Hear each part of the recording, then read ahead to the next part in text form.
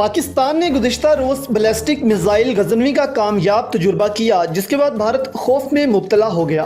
तफसीलात के मुताबिक निजी टीवी चैनल के प्रोग्राम में बात करते हुए सीनियर सहाफ़ी और तज्ज़ियाकार हारून रशीद ने बताया कि भारत की चीखें इसलिए निकल रही हैं क्योंकि वो खौफ में मुब्तला है। बेशक हम तादाद में उनसे ज़्यादा नहीं हैं, उनकी आर्मी हमारी आर्मी से बड़ी है, लेकिन मुसलमान सिपाही का मुकाबला तो कोई नहीं कर सकता। जो जान से गुजर जाता है उसका मुकाबला भला कौन कर सकता है। भारत के अंदर खौफ है, हालांकि मिसाइल टेक्नोलॉजी में हमें कोई खास बरतरी हासिल नहीं रही। कुछ मिसाइल हमने बहुत अच्छे बनाए, एटमी टेक्नोलॉजी भी हमारे पास जो किसी सूरत ख़त्म नहीं हो सकती, क्योंकि एटमी बम दुनिया का कोई मुल्क किसी को नहीं दे सकता। हाँ, अलबत्ता मिसाइल दे सकता है। हारून रशीद ने कहा कि ये पाकिस्तान का आखिरी तजुर्बा नहीं है, कुछ मैसेजेस और भी जाएंगे और बहुत ज़्यादा स्ट्रॉन्ग मैसेजेस जाएंगे।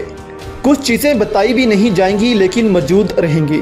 उन्होंने बताया कि army chief general Qamar Javed Bajwa ने स्ट्राइक कोर का दौरा भी किया, जिसका मतलब सिर्फ दिफा नहीं होता।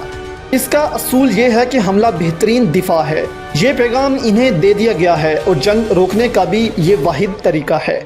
उन्होंने कहा कि जिस कोर का कमर जावेद बाजवा ने दौरा किया है, उस कोर को अगर किसी जगह पहुंचने का कह दिया जाए तो वो वहां पहुंचकर रहती है, और वो इलाका भारत का भी हो सकता है। उन्होंने कहा कि जंग की इतनी तैयारी होनी चाहिए कि जंग की तैयारी करने वालों का भी हमला करने को जी चाहे। ये कैफियत होनी चाहिए, सिर्फ इसी सूरत में जंग रुकती है।